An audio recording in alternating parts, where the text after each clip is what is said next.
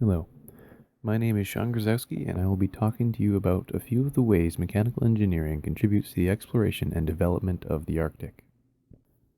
I will be discussing first the reasons why exploration and development are important, then about how the icebreakers contribute to both exploration and development, and the ways in which mechanical engineering contribute to them. To begin, it is important to know why we are exploring and developing the Arctic, the main motivations being economic and scientific. The economic incentives come from the oil, large quantities of minerals, and the potential for year-round naval trade routes. All of these can and will have a large impact on the world's economy, but also to the environment. This is why there is a huge amount of research occurring to try and understand the impacts that we are having on the Arctic and how that affects the rest of the planet. This research requires the establishment of temporary bases or long ice-ridden voyages. From the high monetary and scientific value associated with the Arctic, engineers have been employed to design new vehicles and devices to allow operations in the far north. One of the most important vehicles designed is the icebreaker. What makes icebreakers different is their ability to crush through thick ice floes to allow passage through frozen waters. That ability requires significant changes to the structure and materials used to construct these impressive ships. One of the key structural changes is to the hull. Where a normal ship has a pointed front, which would only smash against a large ice floe, icebreakers have flatter fronts that are designed to make the front of the ship ride on top of the ice, using the incredible weight of the ship to crush through over 2 meters of ice.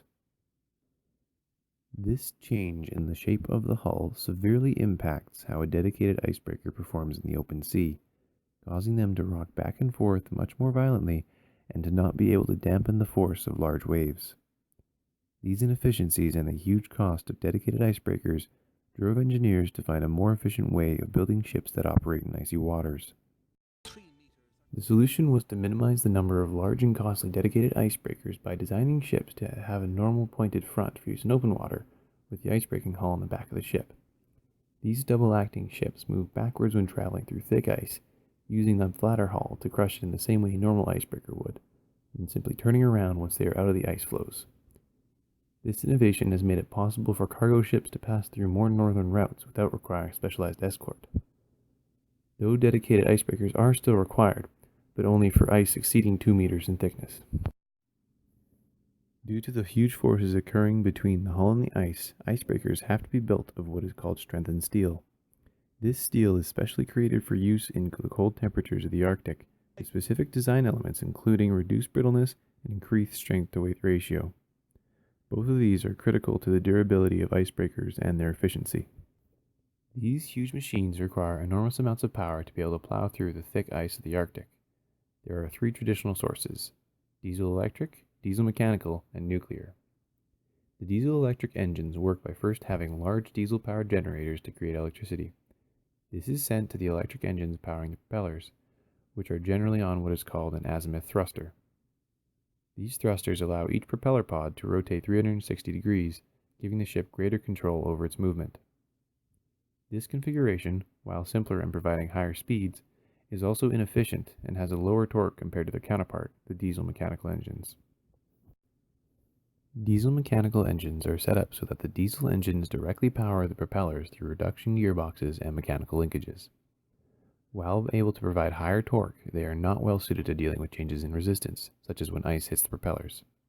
To deal with this, the engines are generally equipped with a large flywheel to help smooth out any changes. Nuclear-powered icebreakers are the most powerful of the 3 configurations.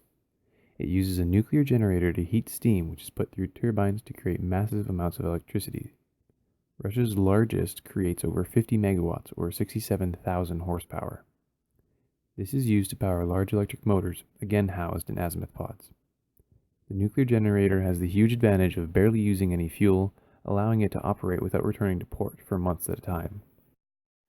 To summarize, I have discussed why exploration and development of the Arctic is important, and 2 of the important components of icebreakers influenced by mechanical engineers. The first being the hull, how it must be reinforced and flatter than normal, and that it can be placed at the rear of non-dedicated icebreakers to let them travel through ice without an escort. Then, the engines, of which there are 3 configurations: diesel-electric, diesel-mechanical, and nuclear, each with their own strengths and weaknesses.